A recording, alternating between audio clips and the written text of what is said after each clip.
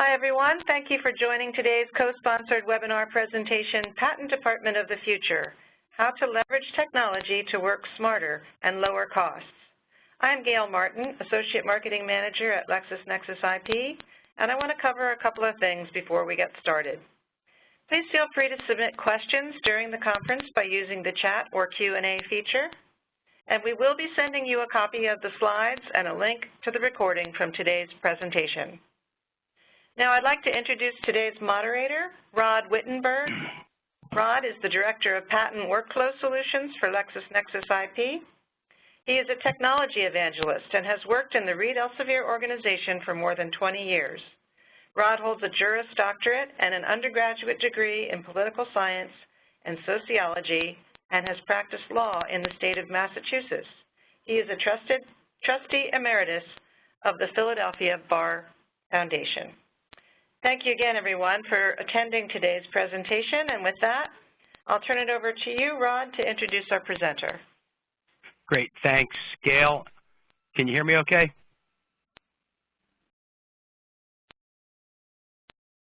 Yes, Rod. All right. Terrific. Thanks also to Carrie Jordan, a partner at Voorhees, Sater, Seymour & Pease out of the Houston office. This is a great topic and an agenda that we have for you today. It's timely and it's valuable to corporate legal departments. Carrie, before we get started, I thought you could share a little bit about yourself and why you're so passionate about this topic. Sure, I'd be happy to. I'm a 20-year patent veteran. I hate to date myself, but it gives me some gray hair in this area, and a Clemson grad, so I have to say go Tigers. And why am I passionate about this topic? It's because I have seen clients struggle with a myriad of pressures in today's patent management days and schemes, trying to make good decisions, but yet they're overwhelmed by demands, budget constrictions, as well as data. I believe we have come up with a way to really help carve through this tangle of pressures to provide real advice that not only saves our clients a great deal of money and time, but also allows them to procure quality patents that can be leveraged for corporate benefit. And I've seen it happen time and time again. And so with that success, I'm very passionate about sharing this approach with others. That is terrific. LexisNexis and letting us present together. I really appreciate it. Terrific. Well, thank you. Let's go to the next slide. So to keep everybody on the same tracks as we are, here's our focus for today. I won't read the slides. You'll certainly get a copy as well. But this is key to how we will manage the discussion, and it's all focused on helping the corporate legal department manage and evolve over time so that it does not get left behind. So here we are, right? This is the perfect storm. Every day, Carrie, you and I have been talking about this. I read another article about corporate legal spend, and the theme is extremely consistent. More work seems to be coming in-house, and there's more budget tightening. In fact, the Corporate Legal Operations Consortium recently put out a survey, and it said there was about a 6% move work in-house, 37% to 43%. And as this work is moving in-house, it's moving over without a corresponding increase in spend. So one thing's for certain, people are being asked to do more with the same or less. Can you tell us sort of your perspective and what you're seeing with your clients? I mean, I think that's exactly the case, and you also have to put that in the context that we, as a society, are in the midst of some of the world's most remarkable technological advances. We're experiencing one of the most tumultuous global economies in several decades. The housing and financial markets crashed recently. Oil prices have crashed, which is especially relevant to my neck of the woods. But nonetheless, our companies have to be competitive, and they're pressured to innovate, lest they'll be left behind by others who are innovating. And being in-house counsel, you are being pressured to do more and more with less and less. Several recent studies, very much like you've seen, one by RWS and Ovia and another by Delegate, indicate that 50% or more of respondents have seen a decrease in their IP budgets in recent years, yet their workload has gone up significantly. So gone are the days of at whatever cost necessary, let's just file patents. And you have to think about this much more strategically.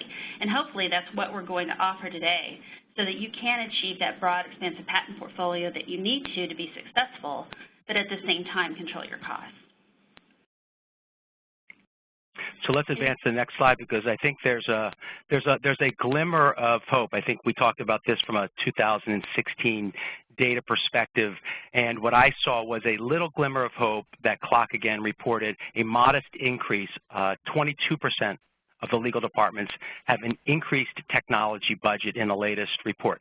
Really light, but subtle improvement. And I think what we're going to talk about today is how technology, how process, when you align those with the business objectives, are clear paths to success for the legal department. Yes, exactly. That's what we're going to talk about. In this slide, what it shows you is the data from the RWS Innovia, which really shows how much budget pressure in-house counsel is under. You can see that a very large percentage have had cuts, even if it was for the first time, but many in successive cuts. So you see that maddening pressure increase in these responses. And as to the clock, my question on that, and you and I weren't ever really able to get to an answer, is the technology budget increasing so that a legal department can get data sources, or is that technology for R&D? I didn't think that was very clear. And a technology budget, if it's R&D, isn't necessarily commensurate with a patenting budget, although theoretically it should be. So the patenting budgets, I think, are still being pressured, even though maybe law departments are having more funds allocated for technological database solutions, but not really the budget for managing and maintaining patent portfolios. Certainly a question for us to ask the group here today, and certainly if anybody would like to comment in the chat section, let us know whether your budgets are increasing, decreasing, or staying the same. I think it would be great to hear. So that we are not destined to repeat the past, I thought I'd share with you what the corporate law department of the future should not look like. Right? The books have to go, and we have to be thinking about aspects of technology and various processes that allow us to evolve and use those elements to drive more profitable outcomes for the business. I liken this to taking technology and leveraging it for early indicators. And I think we're going to talk a lot about early indicators today, because those early indicators, if they become transparent and easy to incorporate into your existing processes, they can get adopted, right? Building that habit is going to be critical. Absolutely. So let's go to the next slide. Well, just to add to your point there on the corporate law department, it really has to evolve, because continuing to operate in this mindset that this picture represents is just making the crunch that in-house counsel is feeling that much more pressing. And so what is going to happen is you're going to have much more database solutions. But the problem is with some of these database solutions, you can become overwhelmed. So you need solutions that really work. And the early indicator piece, like you mentioned, is one. But the most important is really alignment with your business goals. And we're going to talk about that. So moving to the next slide, what is that solution? As you hinted at, Rod, really the solution is simple in concept. It really is that to control costs and build and maintain better, more valuable patent portfolios, your patenting decisions should be objectively aligned with your business strategies to provide tangible benefits to the company by leveraging those assets. I know this seems simple, but the key is how you do this and whether you can do it in such a way to incorporate practices that then can have proven, measurable benefits. And we'll show you that today in some of the techniques we've designed to do it. So I think it's a great opportunity to sort of look at that next slide and really describe how you do it easily. And, you've built a process around this, Carrie, and the team at Voorhees is on the cutting edge of this approach with clients. Do you want to walk us through this a little bit? Absolutely. And these are the 4 points on which our approach is based. And I think when you think about them, this makes complete sense. One is that you have to understand and then control all aspects of your budget, not just a singular aspect. And we'll talk about what that means. Then you have to file strategically to make the most of the dollars you do have and increase the odds that the resulting patents will produce corporate benefit in the end. And then you have to prune and abandon assets that don't align with that business strategy. And along the way, you have to prosecute intelligently in light of not only jurisdictional realities, but the educated decision-making that early indicators can give you, so that if you optimize prosecution, you can ultimately optimize the claims that you get in each jurisdiction to make sure they align with your business purposes. And we'll talk about each of these as we move forward. Do you want to add to that? And I'm particularly interested in that topic of pruning and abandoning assets. Maintenance costs, ongoing filing fees just seem to be that area where people get stuck, and some of the things that you've shown me are really exciting. So yeah, let's talk about how we more effectively leverage that portfolio. Absolutely. And I think to do that, you have to really understand and kind of set a vocabulary, not only for this presentation, but also within your organizations, about how leveraging assets and patents is different than monetization. And leverage is much broader. Leverage can mean gaining opportunities through the patents. For example, gaining a market opportunity because you have a patent or a patent presence in a certain jurisdiction. You can also use your patents to acquire talent or resources or attract collaborators. You can also use your patent to get tax benefits in certain jurisdictions or receive preferential treatments in important jurisdictions. Examples of those include Mexico, Brazil, South Korea, and there are others. So all of those are leverage for benefit of the company. Monetization is really a much narrower piece of that, and that is licensing revenue, infringement revenue, settlement revenue, that kind of thing, or revenue that you might get from selling patents. A piece, absolutely, but not the entire piece. And changing the corporate understanding of patents as assets that can be leveraged as corporate assets should be can really help frame a discussion that patents can be viewed as much less of a sunk cost and a real asset of the company. Yeah, well, it's fascinating, too, because when you think about this, what you're saying here is in a world where we've talked about the corporate budget is fixed, every dollar spent is potentially a missed opportunity somewhere else. So if you reprioritize the spend, you eventually start spending where it makes sense. And again, I think what we're going to continue to get into is how to do that effectively. That's exactly right. And that way you've not only optimized your budget, but you have created a potential for which you can have assets that actually work for you. And at the end of the day, that works to create a very great cycle that continues to support itself. So the first piece we talked about that you have to understand really is this, all the pieces that go into your budget. And although they're represented in equal portions in this drawing, everyone knows that your budget might not represent in equal portions. And we'll talk about each piece. So the application preparation costs, which is in the top right hand, that oftentimes becomes an area of extreme focus by in-house counsel and general IP counsel. And they're always looking for, or seem to be, from my perspective, the lowest cost provider, or they're cutting the number of applications they're filing. And in that instance, in either of those instances actually, that hampers the ability to produce an arsenal that can be leveraged. So just looking at that one piece. The next piece is staffing, external and internal. That's another piece of your budget. Prosecution costs is the next piece. And that is oftentimes your foreign counsel or your non-local counsel, depending on where you sit, and your vendors. That can be translation vendors, for instance. They can add a large piece to your puzzle. And then the next piece, which is oftentimes the biggest piece. I have several clients that this piece is up to 75% of their budget spend. And this is official fees, maintenance fees, annuities, and filing fees. But taking a laser and just looking at one of these as opposed to implementing a solution that addresses all of them to optimize it is really missing the opportunity to get control of your budget. And we'll talk about how that is.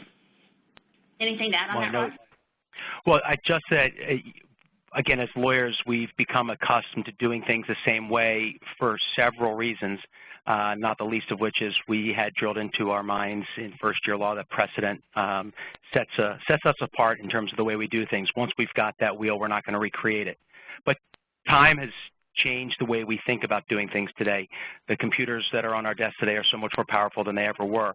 So how do you start to promote this change and align your mission here, Carrie, with your clients and get them to align with the broader corporate objectives? Well, I think that you get your clients to understand the leverage versus monetization distinction, and then aligning the budget and then what you spend the budget on with the business strategy to ultimately produce a more high-quality arsenal that can be leveraged. So it becomes a virtuous cycle. Part of that virtuous cycle is shown on the next slide, which is addressing sources of waste that exist in your budget. These are some of the most common that I see and that's supported in the literature. The first is filing strategy and portfolio misalignment. I mean, this is simply that you have assets that no longer relate to commercial products, no longer relate to where your business is conducting their activities, no longer relate to or are relevant to any competitors, or maybe it's assets that you've acquired that no longer align because you've evolved the products or processes that you have acquired. So there's many reasons for misalignment, but that is a primary source of waste because those maintenance dollars, as we talked about, get more and more expensive through the years. And if you haven't done that pruning to look at that, misalignment can be one of your biggest sources of waste. So this is a missed opportunity if you're not looking at it to improve your budget management. The second is the product and market evolution. And this kind of goes hand in hand with the business alignment. But as products evolve, the claims may be less and less relevant. Oftentimes, and in my view, too many times, patent prosecution and patent procurement is divorced from the commercial evolution of the product or service. And so sometimes what you ultimately get is irrelevant. And in some jurisdictions, the holding may be enough, but in some jurisdictions, the claim scope may be very important. And so the claims that are not aligned with that evolution may no longer be relevant, and you continue to hold them. So that's another source of waste. Another big source of waste, which I'm sure everybody on the call sees all the time, is risk aversion. I mean, managers and inventors oftentimes don't want to be the guy or the gal that made the kill call in a patent family, or who made a filing decision rather than saying, let's do PCD and put it off for 3 years. Risk aversion with respect to abandonment, filing, and pruning decisions makes a big chunk of your budget is wasted. Where an opportunity, the risk, if you had taken the opportunity to address it, you can really make a difference. Another big piece is this unnecessary prosecution churn, and that's kind of a term of art that I've developed. But what I mean by that is that you take an approach, or people take an approach where their claims are filed broadly everywhere that the family is filed, and then each file is allowed to churn in prosecution. On average, every single office action and every single family member is $3,000 to $5,000. And in a lot of those jurisdictions, you might not need a broad claim. So having it churn and accumulate those office actions over time can be a waste of money, depending on the jurisdiction. Another source of waste is uninformed prosecution, like Rod was leading into, which is this idea that I've developed that looks at early indicators to create educated decision-making opportunities before you invest. So, for example, you can file in such a way that you get a search report that allows you to have some sense of what claims are viable. The better claims that you have filed, for example, if you filed a picture claim right off the bat, and you can see that that is allowable, that early indicator can advise you what breadth of claims you should file in each of the jurisdictions that align. And we'll talk more about that.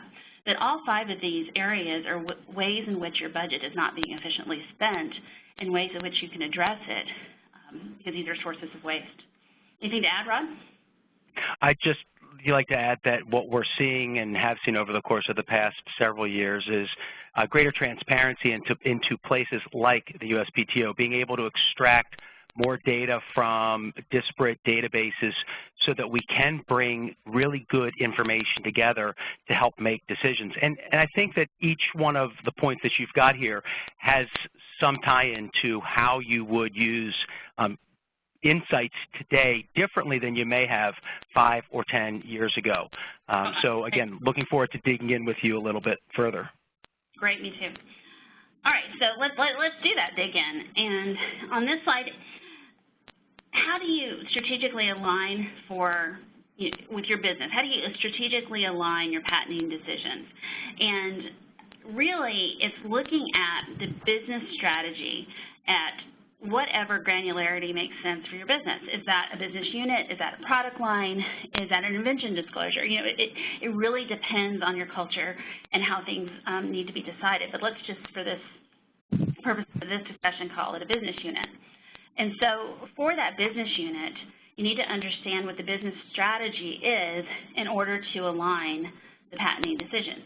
And the business strategy really comes down to kind of 3 points, one of which is competitor intelligence. Many of the tools that we'll talk about, the database tools like Total Patent is one I use all the time, can really help you dig into what competitor patent holdings there are, which tells you what jurisdictions they may think are important. You also want to look at their activities for where they're manufacturing, where they're using, where they're selling. So the competitive intelligence piece for your primary competitors has got to be included in your business strategy. The second piece is what the business unit's actual activities are and what their goals are now and in the future, because a good patenting strategy should both take into account where I sit today and where I'm going to sit in 5 years or 10 years, depending on the technology. And so you want to look at, where is this business unit making the product or service? Where are they offering it for sale? Where are they using it? Where are their primary revenue sources? What revenue sources do we want to make sure to protect? What blocks do we want to pick up to protect those? And all of that comes into the business actualities of what's going on. And you can do that by jurisdiction. And none of this makes sense if you haven't taken into account what I call jurisdictional realities. And what jurisdictional realities are is a combination of what is the different factors, like what is the corruption in that jurisdiction? What's the stability of the political and judicial systems? What is the patenting system like? Has it adopted the TRIPS protocols? Can a non-resident company really enforce in that jurisdiction if that's a purpose for which you're obtaining a patent? How long is it going to take to get a patent? How are intellectual property rights viewed? I mean, those are just some of the questions that go into jurisdictional realities that have to form the background under which you're understanding this business strategy. And I know this sounds like a lot, and you can do this research within your organization and track it. But, our clients, because it was a lot of information, we designed a solution that we're calling Patently Integrated that integrates all of this together into a simple number. I think I'll just move to the next slide to show you. Sounds great to me. So this is an example. Go ahead. That's it. Sounds great to me. Thanks. Well, it does make it easier for sure. So this is just a hypothetical example that comes in from the tool that is building this business alignment. And this is based on an actual analysis we did for a Fortune 100 company in one of their very important product lines.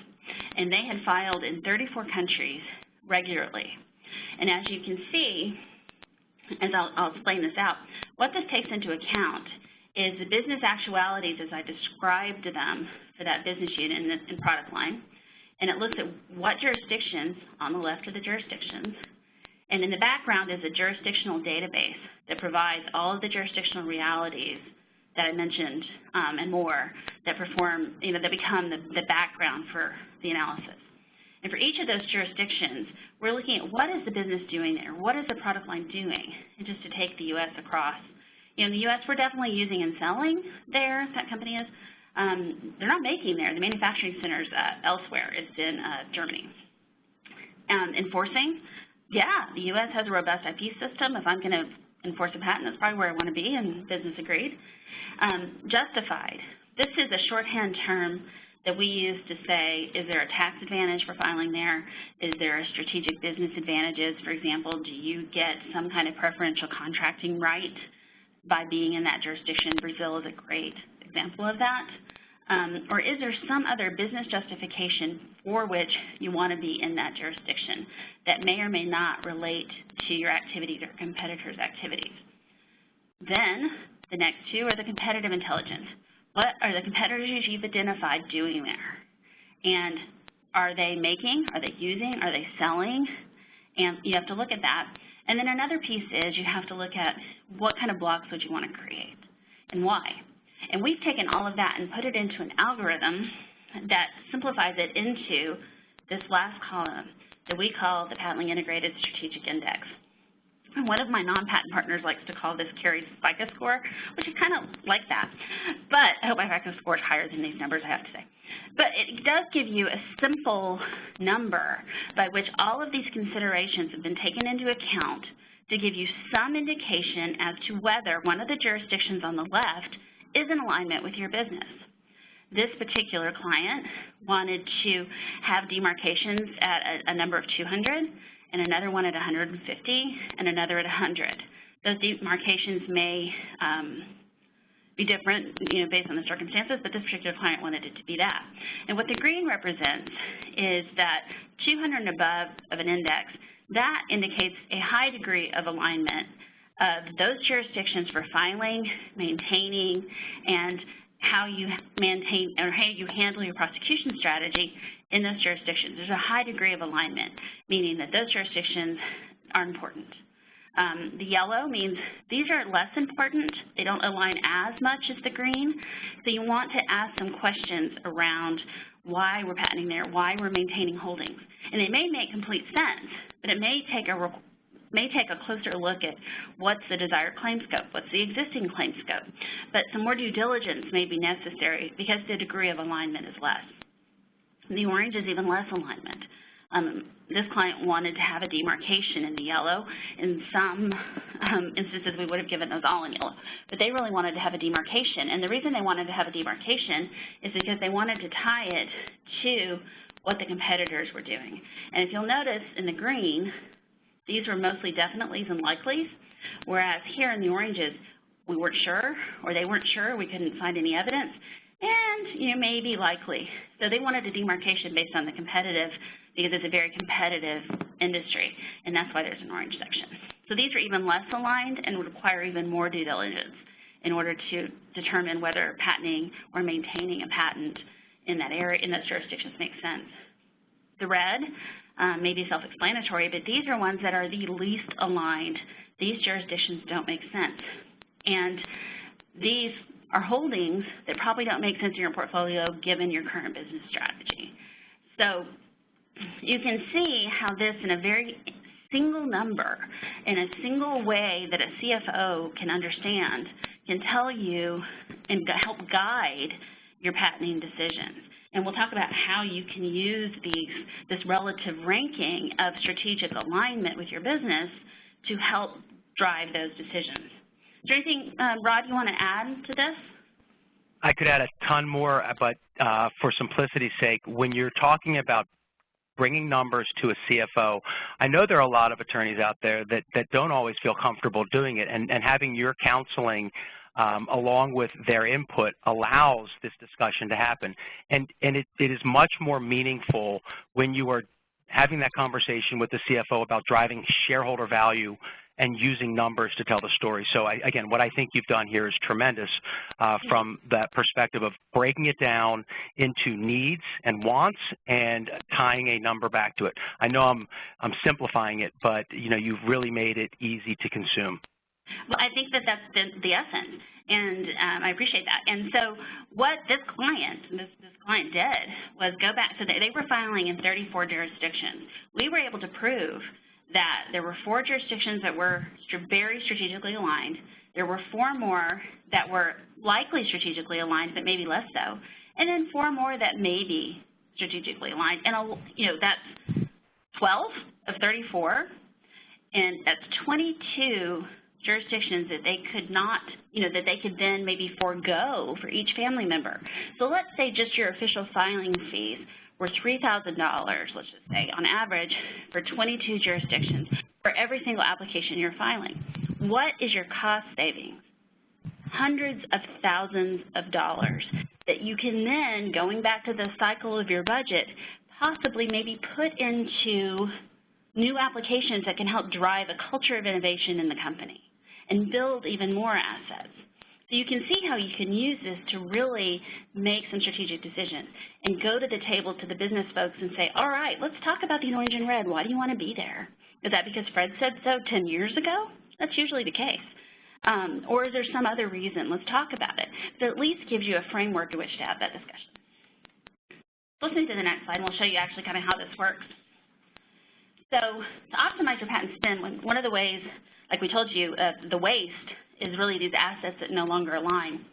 And if you're a giant company who has giant portfolios, being able to triage the assets that you hold is essential to doing an effective pruning. So what this alignment does is gives you a sense of how to triage pruning. So the red, any holdings in the red jurisdictions, we showed that those don't align with the business strategies anymore. Those may be able to be abandoned or donated or sold or, put in a patent pool or you name it. There's lots of different ways to divest them. But that may be some severe cost savings that you can achieve by taking out holdings in the red jurisdictions. The orange, those may be easy decisions as well. Because they're a little bit more aligned, you might want to look at some of the claims in some of the jurisdictions that go back to the activities here that align. So if you're in the orange and you really are most concerned with your activities, maybe in Algeria here, you want to look at holdings there more closely because you're definitely there. But the point is it gives you a way to triage and look at that. Go back to the slide. The yellows are more aligned, but your effort, if it's spent on orange and red jurisdictional holdings, that can make a big impact on that maintenance fee number that is weighting down your budget and really hamstringing what you can do with new innovations. This, depending on what your holdings are, this may, just going from the red and orange, may make a huge difference. Going to the yellow is another way to increase your savings. And then the green may be something you don't look at, and you may be saving some time there because those seem to be aligned. And then you can do this alignment as often as you'd like. We usually recommend like biannually or annually. But this gives you a way to really triage those holdings so that you can make sure the maintenance fees that stay on your plate that hamper your budget make sense. Want to add anything on that, Rod? I don't. I think you're doing great, and I know this slide coming up here is an important one. Right, and why are we spending so much time talking about pruning? One, it's a giant piece of your budget. Like I said, oftentimes it's 50% or more. And secondly, if you look at this, making these assets work more efficiently, it really should be a priority because the costs involved are just tremendous. So an annual cost of maintaining a simple patent family in the U.S., Japan, and Europe over a full 20-year protection period is $75,000. So if you're a company that has 100 patents a year that you file, the annual carrying cost could be, $7.5 million. So the costs are tremendous here in terms of what that load is on your official fees. And you've got to think about that. So if you can control that by pruning it in a strategic way, in a way that gives you some insight into how to triage it, you can make a real difference in how your spend is spent. Say that 10 times fast, right? This alignment can also help you prosecute. And let me tell you what I mean. And this kind of alludes to what Rod was saying about early indicators. So what this alignment can do is it can help you have a much more educated approach to prosecution. So the pink square with the arrow is an illustration of kind of what we all grew up learning about prosecution. You file the broad claims, the claims stay the same as the originally filed, and you take those everywhere around the world, and then you let them spin, each family member in each jurisdiction, you let it spin and let it prosecute until you get to your ultimate claim scope. And that spin is represented in this wide arrow, staying wide for a long time, because each office action in each jurisdiction is $3,000 to $5,000 that you're picking up. And so if you have a single patent that you have filed in 10 jurisdictions and you get 3 office actions in each of those 10 jurisdictions, it just exponentially multiplies in terms of cost. So our recommendation is to kind of flip that concept on its head and use the alignment to educate your prosecution. And what we mean by that is you know, the orange jurisdictions, as you saw, were much less aligned with your business strategy. Therefore, the scope of the claims that you get there is probably less important than it is in a green jurisdiction, for instance, that was clearly highly aligned with your business strategy. So what it may make sense to do in these jurisdictions is once you have an early indicator, that search report, and hopefully you've included a picture claim or something like a picture claim in that claim set that was examined in the early indicator, then if that's allowable and that's the commercial product, you go take that into the orange jurisdiction and don't get the spin of the office action. And that may be sufficient because those jurisdictions are not aligned with your business, but you need something. The same thing goes for the yellow. It may not be that the broad claim scope is what you need there. You may not need it to spin. However, you know, depending on how the activities align for the yellow, in some jurisdictions it may make sense. So you can look at what the activities are there relative to what you know is allowable in the early indicator, and then decide if you need to seek broader protection in a single jurisdiction. The green jurisdictions are jurisdictions you presumably will always want the broadest claim. So from this, you can develop what is kind of a hub and spoke method of managing international prosecution based on your business alignment. And you can see how that would work. So the sum of this is really churn where it makes sense to get a broad claim. In other words, spend where it makes sense, take those office action hits on the cost so that you have a chance of getting the broadest claims. And in jurisdictions where it isn't necessary because of the business alignment, don't do that. Prosecute in a way, file claims in a way that's educated based on early indicators so that you don't have to do that. You take what you need. And this is a way to very much control prosecution costs. So going back to the circle of costs, this really hits that non-resident agent costs, translation costs, and official fee costs. So this can be a huge way to control your budget. Rod, do you want to add anything on that? No, I think I'm going to follow on this subject of prosecuting intelligently with the next slide. And what I, again, tie back into is sort of your color scheme here. Green means go. And when we look at the concept of early indicators, here at LexisNexis, we've really been at the cutting edge of patent examiner analytics. So in addition to the early indicators that you alluded to, there are other early indicators to take advantage of. And these have come about as a result of all the transparency that we have into the patent office, especially the USPTO. You know, I think we consider ourselves the inventors of examiner analytics in the early 2000s, and we did it to create transparency into the process and that patent acquisition process for corporations. And we've continued to refine the approach, and the latest in early indicators for us is what we call ETA. That's examiner time allocation. And the key to this is that it takes into account the entire body of work. So unlike allowance rate, which only looks at those cases that have been disposed of, granted, or abandoned, we're now able to look into a much broader data set, including all of the pending apps. And so when you see a 13 up in the upper right-hand corner, what that signals in red is that you should take a look at this examiner's behavior, understand the application, tie it back into the overall tiering and the strategic value of that patent. If it's going to take a long time and it's in an area where, like technology, it leapfrogs one year after the next, you may want to consider a different approach for that particular case or how you deal with that examiner generally. What I'd say is overall, this early indicator is absolutely able to predict how long it will take to get to allowance. And I think it's just another element in Moneyball lawyering, you know, whether it's used by corporate counsel or used strategically by outside counsel to help the client make key decisions. Right, and we use it as a way to catch cases that are spinning where they don't necessarily need to spin, right? Because if it's sitting there for too long, and my assumption is always that it's carrying costs it doesn't need to carry. And why is that? And so I want to know. And so that's one thing we've used this for, and it's really helpful.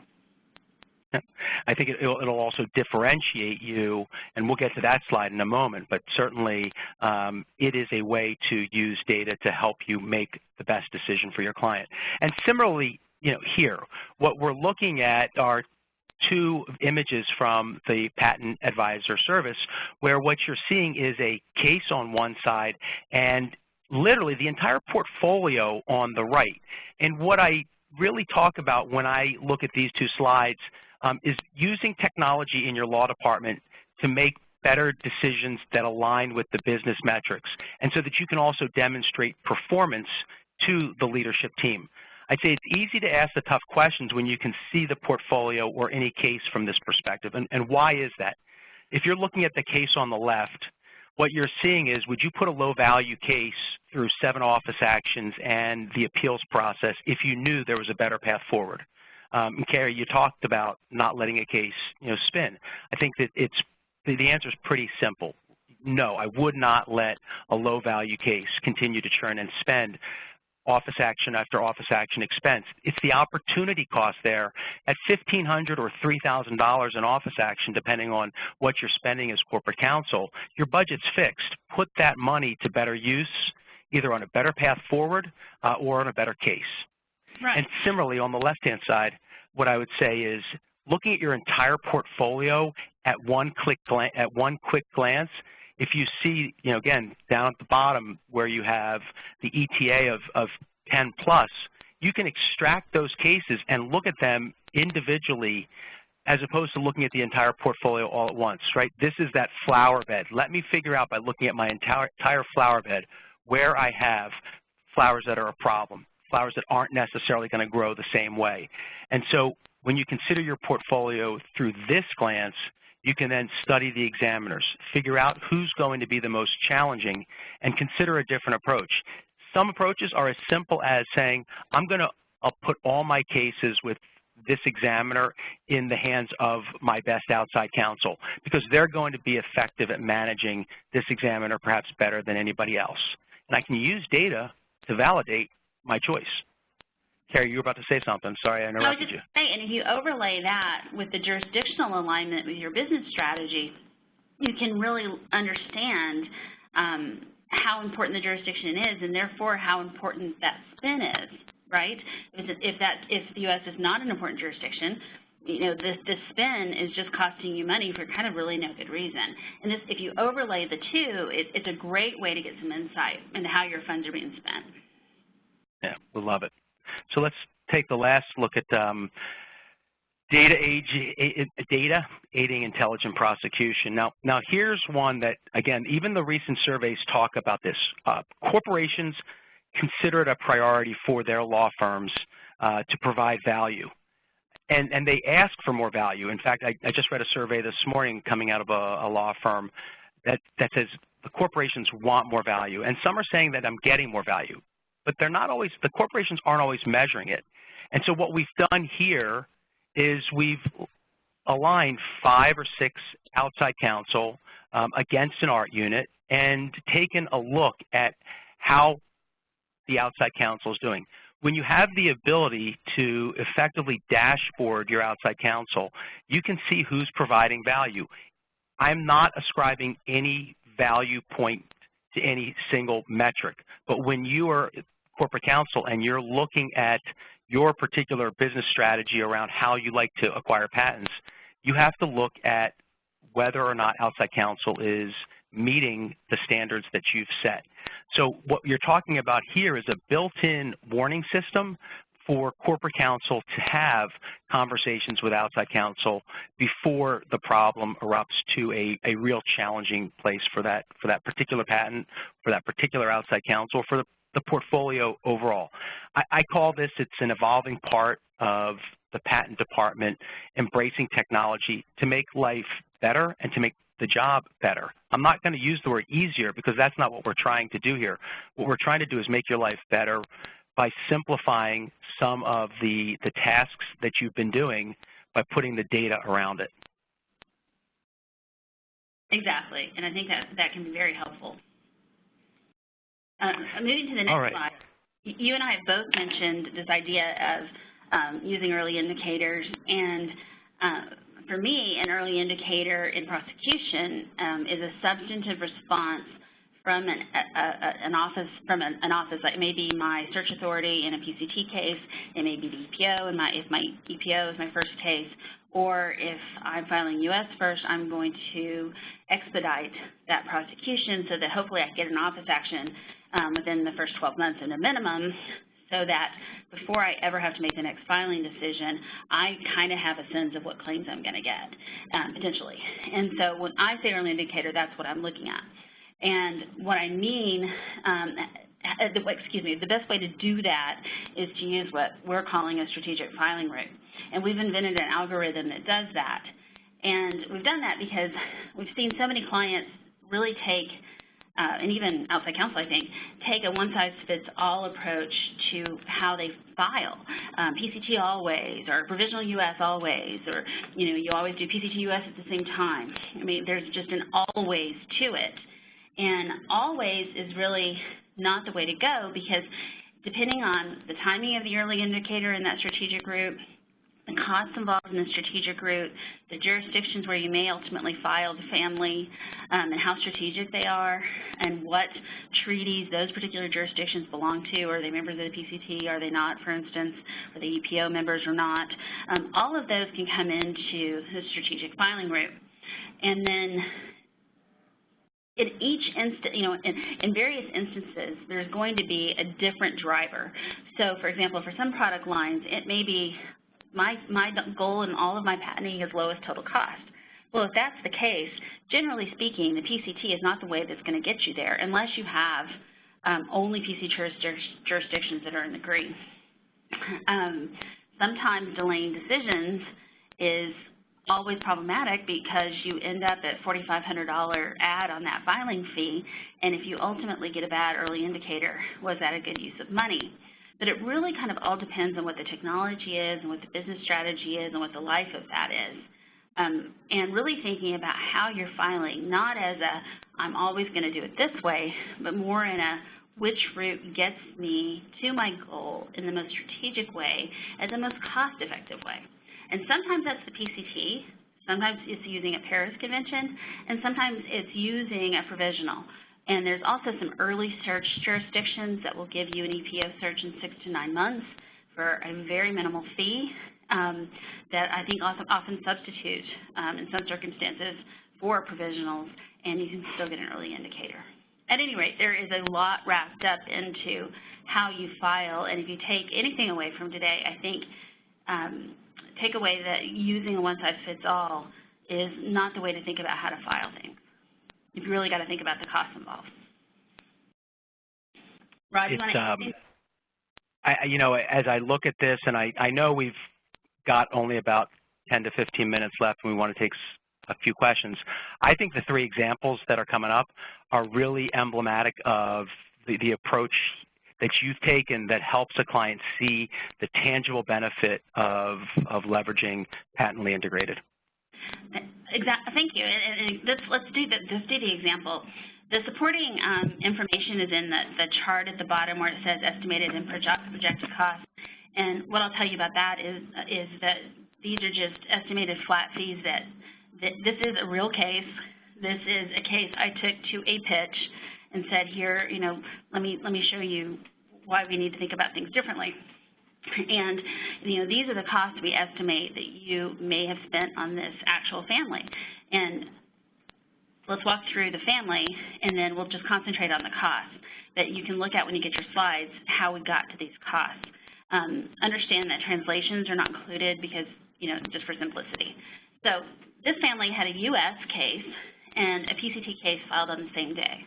Then, at 31 months, they went to Australia, Canada, and the EP, and those have issued and one's been allowed.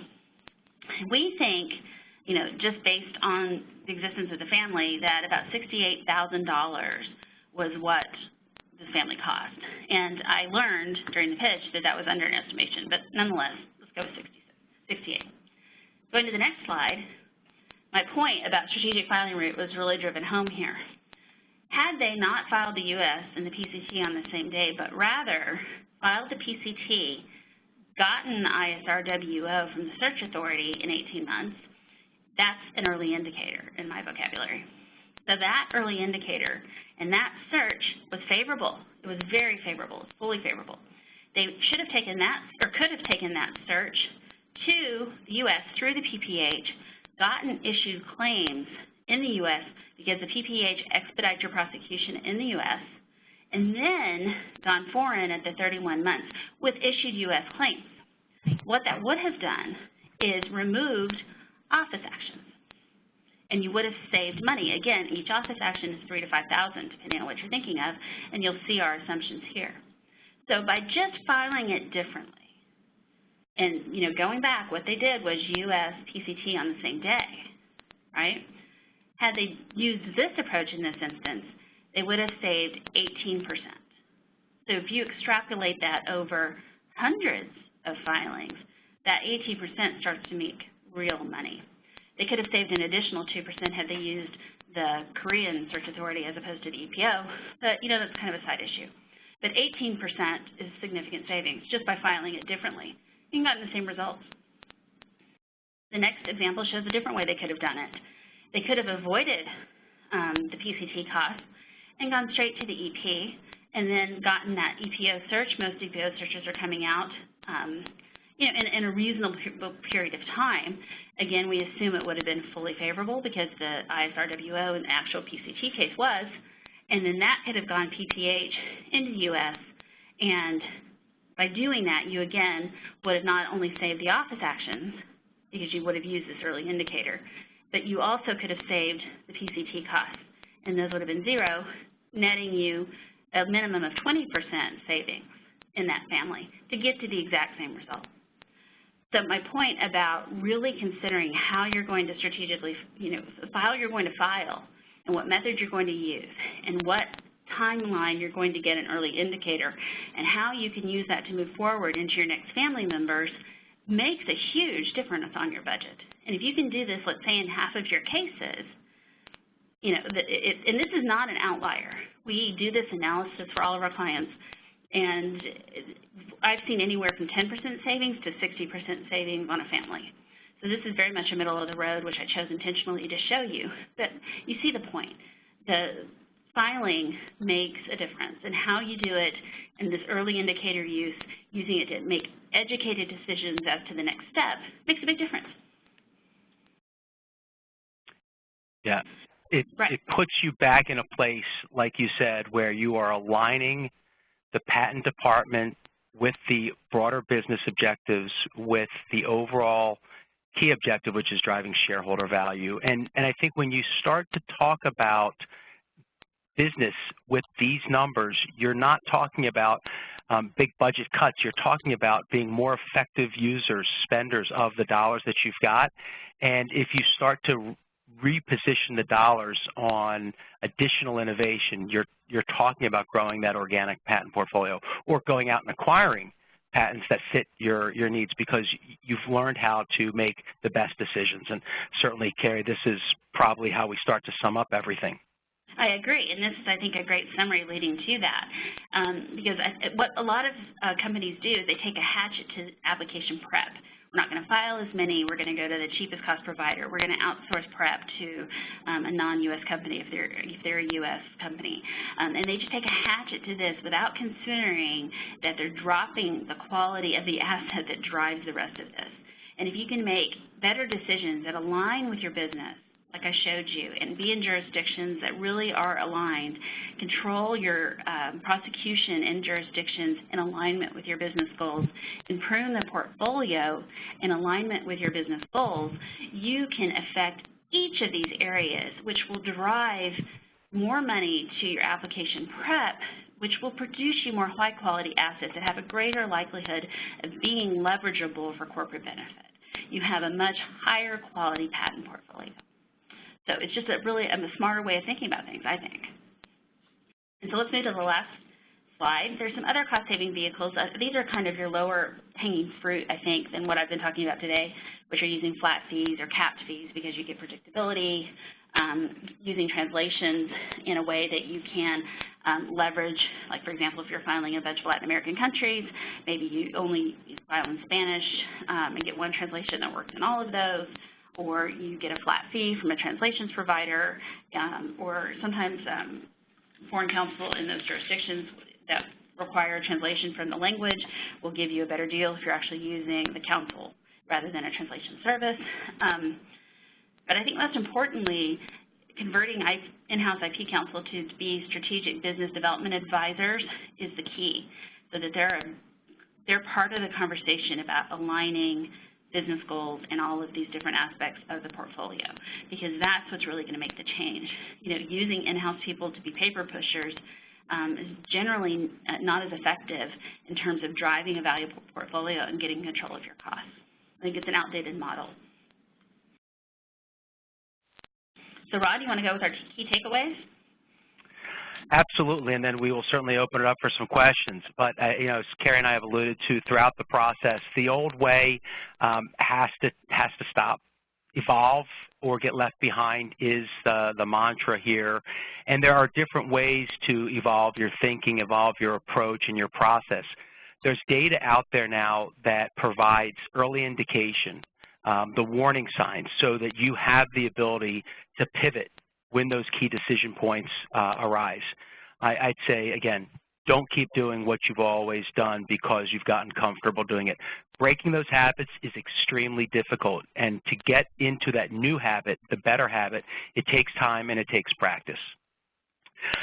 Not all patents are created equal, and I think it's probably fair to say that almost everybody on the call has a tiering or a value system for their patent portfolio against the broader business objectives. Look at it, and look at it in the context of some of these data points that can easily be layered in. When you talk about your portfolio and the metadata that's out there from the tools like Patently Integrated or Patent Advisor, you can layer them in simply and easily to be able to look at your portfolio through that different lens, and you can then make the better value decisions on how to move forward with the patents that are of higher value. And lastly, and certainly not least, is embrace technology. Embrace your outside counsel because they do have that vested interest in driving value. They have been looking at technology, leveraging it to help make a difference in the outcomes. And technology is one component, but the people side of it, I think, has become equally important in how I've seen our law firms work closely with their corporations. So, you know, I certainly want to thank everybody for spending some time with us today. There's a white paper for you, and there's some contact information. All of this will be shared with you, but I think I'll turn it back to Gail for the last few minutes of Q&A. Hi, Rod, and thank you to you and Carrie for a good hour-filled session. And the one thing that one attendee noted was just a comment that, you know, every dollar spent is a missed opportunity somewhere else. And so that resonated, and hope that resonates with others as well. It does, and the question is that dollar spent going to ultimately result in an asset that is a benefit to the company, or is it a dollar spent that is an unneeded dollar spent because it goes to the waste? So, yeah, theoretically every dollar is, but you have to triage those that go into an ultimate asset versus those that go into a waste bucket. Yeah, so good takeaway, and don't see any other questions. There was one request to clarify the MUSP acronym for, and that was make, use, sell, and patent. And that was on an earlier slide. Yeah, those are activities in our Patently Integrated analysis that we look at to be able to apply the jurisdictional realities and what the competitors and the actual business that we're looking at are doing. And so we look at what they're making and where they're making it, and where they're selling it, where they're using it, where their customers are using it, where their revenue sources are. That's all part of the make, use, sell analysis. And then on the competitive intelligence, we also look at where competitors are patenting, because that does give you some insight into what jurisdictions are important to them. And sometimes where they're patenting and where you're patenting overlap completely, and a lot of times they don't, which may bring to the table a jurisdiction you haven't considered in your habits that you may need to. Great. Well, I think we're at the top of the hour nearly, so I want to say thank you both to Rod and to Carrie and to the team at Voorhees for some good content, and hope that it was a beneficial session for everyone. Thank you all for letting me participate. I really enjoyed it.